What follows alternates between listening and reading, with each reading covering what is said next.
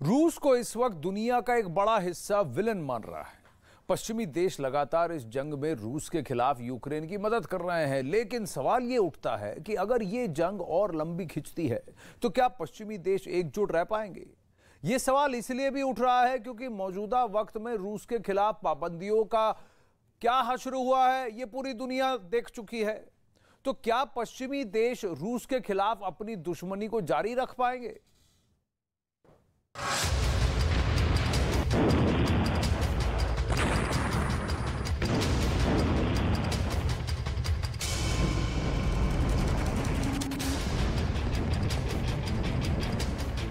जंग के बीच पश्चिमी देशों की अग्नि परीक्षा।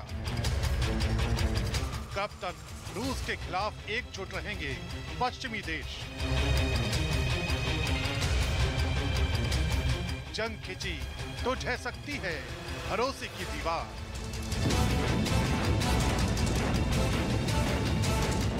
रूस और यूक्रेन के बीच चल रही इस जंग से एक साथ कई तस्वीरें निकलकर सामने आ रही हैं।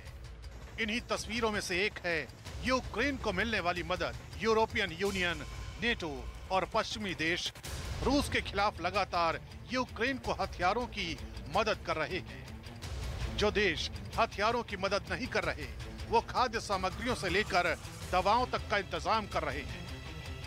यूक्रेन के लिए ये मदद ऐसी है जिसके सहारे वो न सिर्फ अभी तक रूस के खिलाफ खड़ा है, बल्कि लगातार रूस को उसके हमलों का जवाब दे पा रहा है। लेकिन यूक्रेन को मिल रही मदद की इसी तस्वीर के पीछे एक स्याह सच और सवाल छिपा है।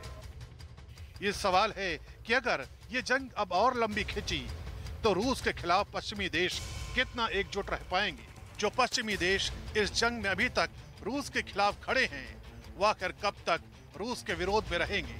ये सवाल इसलिए क्योंकि जैसे जैसे ये जंग तेज होगी, जरूरी चीजों की मांग में इजाफा होगा, एनर्जी पाइपलाइंस की जरूरत ज्यादा होगी, कृषि उपज पर निर्भरता बढ़ती जाएगी, बड़े पैमाने पर गैस पंपों की जरूरत होगी और सुपरमार्केट के सामानों की जरूरत ज्यादा होगी। यानी जंग का बढ़ना तमाम देशों के बुनियादी जरूरतों में भारी इजाफा करेगा। विशेषज्ञों का दावा है कि रूस के राष्ट्रपति ये मान रहे हैं कि यूक्रेन के विवादित डॉनबास क्षेत्र में जंग को लंबा खींचने से पश्चिमी देश थक जाएंगे। अमेरिका में खुफिया विभाग के चीफ का भी दावा है कि पुतिन इस जंग को और लंबा खींचना चाहते हैं, और ये सब इसलिए क्योंकि पुतिन चाहते हैं कि इस जंग को लंबा खींचा जाए, पश्चिमी देशों और यूरोपियन यूनियन के सामने खाने का संकट पैदा हो, मुद्रास्फीति के हालात पैदा हो, ऊर्जा का अभाव यूक्रेन के मददगारों को कमजोर कर दे। लेकिन अमेरिका का दावा है कि उसने रूस की इस नीति पर प्रहार करने का प्लान तैयार कर लिया है। इलिनॉय में राष्ट्रपति जो बाइडेन ने अपने एक बयान में ऐसा ही कुछ कहा है। पुतिन के युद्ध ने भोजन के महत्वपूर्ण स्रोतों को काट दिया है। हमारे किसान दोनों मोर्चों पर मदद कर रहे हैं। खाद्य सामग्रियों के दाम कम किए जा रहे हैं और दुनिया की जरूरत के हिसाब से खाद्य सामग्रियों का उत्पादन बढ़ाया जा रहा है। यानी मौजूदा वक्त में पश्चिमी देश रूस के खिलाफ यूक्रेन की किसी भी हद तक मदद को तैयार है। लेकिन सवाल यही उठता है कि आखिर कब तक? दरअसल जंग के बीच ही कई बार ऐसी खबरें आई हैं जो यूक्रेन के मददगार देशों की एकजुटता पर सवाल उठाती रही हैं।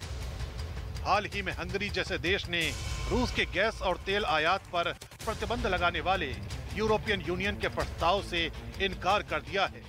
यूरोप के कई देश गैस और तेल की सप्लाई के लिए रूस की शर्तों को मानने को तैयार हो चुके हैं। कई देशों ने रूस को डॉलर के बजाय रूबल में पेमेंट करना शुरू कर दिया है, जिसका नतीजा ये हो रहा है कि जो देश रूस की अर्थव्यवस्था डुबोने की कोशिश कर रहे थे, वो खुद आर्थिक संकट में घिर गए हैं। इतना ही नहीं, पुतिन के अर्थशास्त्र ने डॉलर के मुकाबले रूबल को जो ताकत दी, उसने बड़े बड़े देशों को चौंका दिया है। यही वजह है कि आने वाले दिनों में अगर जंग लंबी खिंचती है तो पश्चिमी देश रूस के खिलाफ कब तक एक रहेंगे, ये सवाल उठ रहा है। क्योंकि रूस इस जंग में जहां हथियारों के साथ अपनी आर्थिक ताकत को भी दिखा चुका है, वहीं पश्चिमी देशों के अलावा यूरोप के तमाम देश रूस के तेल और गैस का विकल्प तलाशने में जुटे हैं। यूक्रेन पर रूस के हमले का आज 79वां दिन है। इतने दिन बाद भी होने के बाद भी यूक्रेन तो झुका नहीं है, बल्कि कुछ इलाकों से रूस को पीछे भी धकेल चुका है। ज़ेलेंस्की के इस दम के पीछे नेटो देशों के हथियार हैं। वहीं पुतिन भी यूक्रेन के इस पलटवार को लेकर एक बड़े प्लान की तैयारी में है। दोनों देशों के तेवर से यही लग रहा है कि ये युद्ध अभी और लंबा खींचेगा।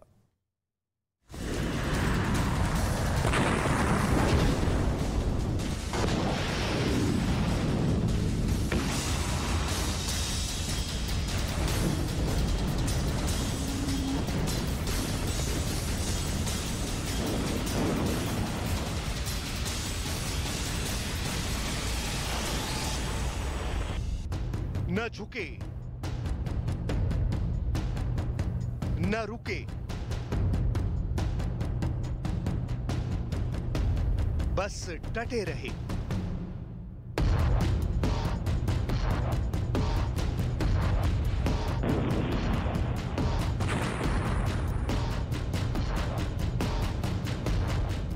बीते 2.5 महीनों से ज़ेलेंस्की मैदान जंग में डटे हैं। रूस के हर वार का करारा जवाब दे रहे हैं, चाहे मिसाइल अटैक हो, रॉकेट लॉन्चर से हमला हो या टैंक से भीषण तबाही हो। ज़ेलेंस्की की सेना हर मोर्चे पर खड़ी है, हर वार पर पलटवार कर रही है। युद्ध के आगाज से अंजाम तक मामला अधर में है। जंग में हार जीत का फैसला मुमकिन नहीं हो पा रहा है। ज़ेलेंस्की की इस ताकत के पीछे सिर्फ और सिर्फ पश्चिमी देशों से मिल रही सहायता है।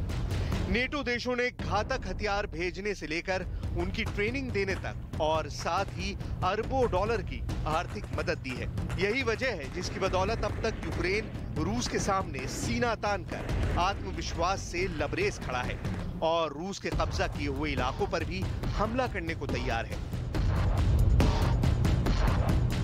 अमेरिका के इंटेलिजेंस डायरेक्टर के मुताबिक पुतिन यूक्रेन में लंबी चलने वाली लड़ाई के लिए तैयार हैं, जो डोनबास इलाके के बाहर भी हो सकती है, जहां पर रूस की बढ़त फिलहाल रुकी हुई है।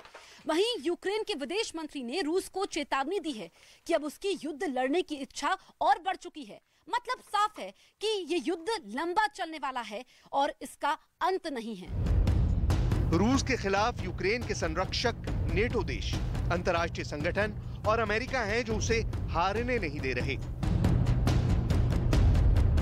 अमेरिका हर मोर्चे पर यूक्रेन के साथ खड़ा है। अमेरिकी संसद ने यूक्रेन को 40 अरब डॉलर की मदद की है।